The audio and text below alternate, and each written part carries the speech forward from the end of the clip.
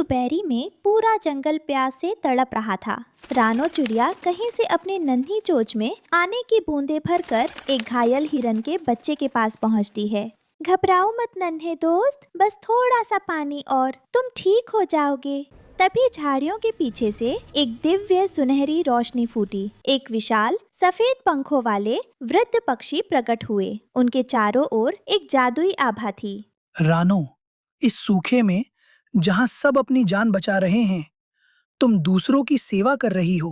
तुम्हारी निस्वार्थ भावना ने मुझे स्वर्ग से नीचे आने पर मजबूर कर दिया। ये लो, अमृत बीज।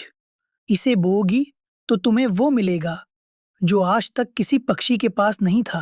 अमृत बीज? पर बाबा, मुझे कोई खजाना नहीं चाहिए। मुझे तो बस एक ऐसा घोंसला चाहिए जो आने वाले तूफानों को झेल सके। बेटी, ये बीज साधारण नहीं है। ये तुम्हारी भावनाओं का दर्पण बनेगा। जैसा तुम्हारा मन होगा वैसा ही ये घर व्यवहार करेगा। जाओ, अपनी और इस जंगल की दुनिया बदलो। अगली सुबह जैसे ही सूरज की पहली किरण रानो द्वारा बोए गए बीज पर पड़ी, जमीन फटने लगी। देखते ही देखते एक विशाल काय पेड़ आसमान छूने लगा। उसके पत्ते हरे मखमल की तरह कोमल थे और डालियों पर लटके थे विशाल चमकते हुए सुनहरे केले। ओए होए रानो, ये क्या अजूबा है?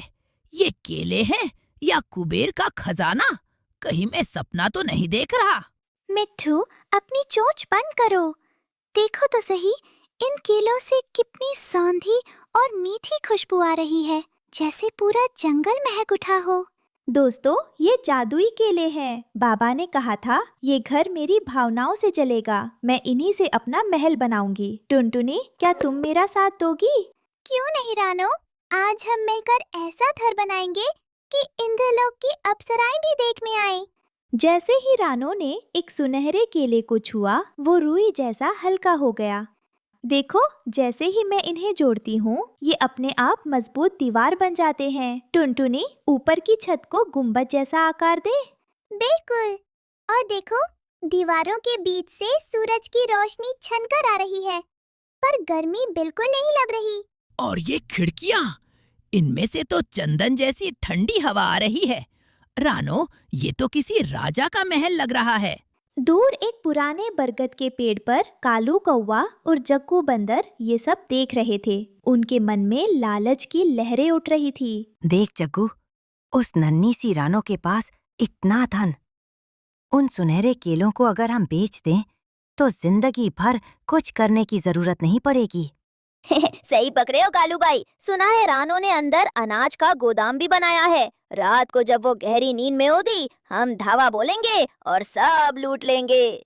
रात के सन्नाटे में कालू और जग्गू दबे पांव घर के दरवाजे तक पहुँचे। रानो अंदर आराम से सो रही थी। धीरे कालू, फर्श तो हीरे की तरह चमक रहा है, संभल के कदम रखना। डरपोक कहीं के। देख, वो रहा अनाज का सुनहरा टोकरा। बस एक झपट्टा और।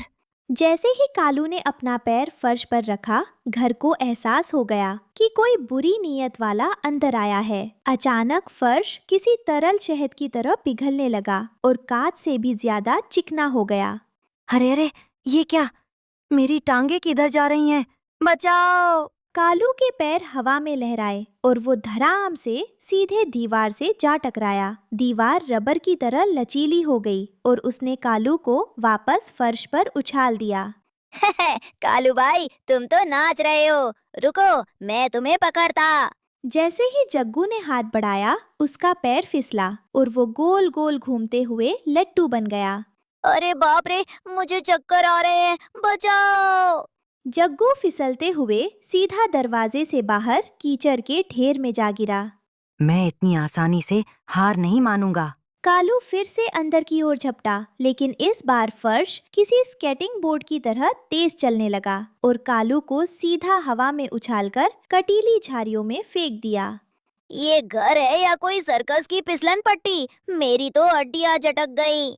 तभी अंदर से रानो की मीठी आवाज आई। वो नींद में करवट बदलते हुए बुदबुदाई, लगता है बाहर कोई फुटबॉल खेल रहा है। खेलने दो। सूरज की पहली किरण के साथ रानो, मिट्ठू और टुनटुनी बाहर आए। उन्होंने देखा कि कालू और जग्गू की हालत खराब है। अरे कालू भाई, रात भर झाड़ियों में क्या ढूंढ रहे थे?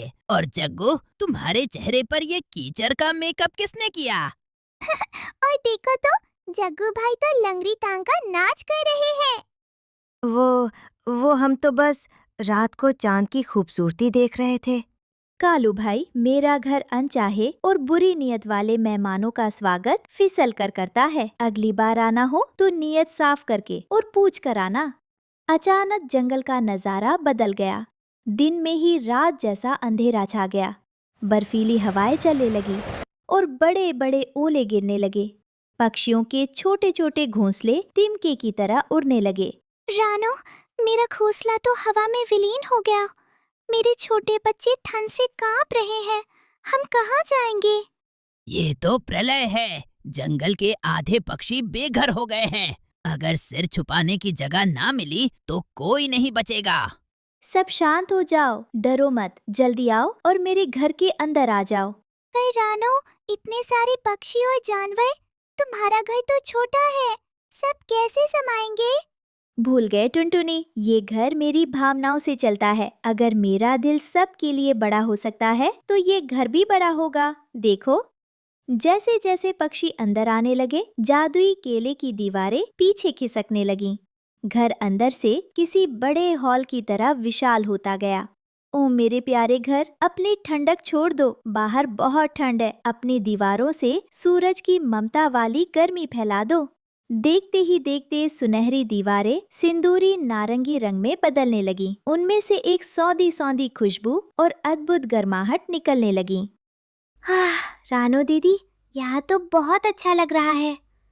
ऐसा लग रहा है जैसे माँ के पंखों में छिपा हूँ। बाहर कालू और जग्गू एक टूटे हुए पेड़ के नीचे ठिठुर रहे थे। उनकी हालत देख रानो का दिल भर आया।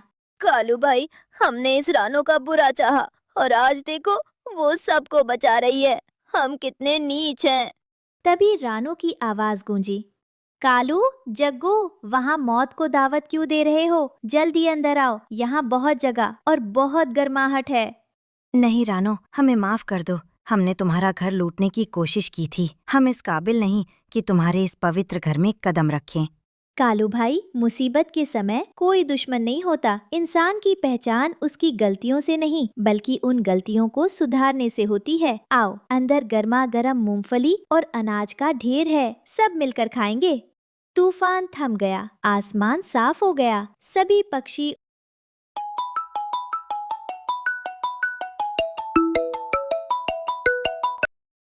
और जानवर सुरक्षित बाहर निकले। कालू और जग्गू ने रानो के पैर छुए। रानो, आज से ये जग्गू तुम्हारा रक्षक बनेगा। तुमने हमें सिर्फ घर नहीं दिया, एक नई जिंदगी दी है। सच कहा दोस्तों, आज साबित हो गया कि घर ईंट पत्थर या जादुई केलों से नहीं बल्कि प्यार, दया और दूसरों के लिए धड़कने वाले दिल से जादुई बनता है। याद रखना, जब हम दूसरों के लिए अपने दिल और घर के दरवाजे खोलते हैं तो पूरी कायनात हमारे लिए रास्ते बना देती है। दयालुता ही संसार का सबसे बड़ा जादू है।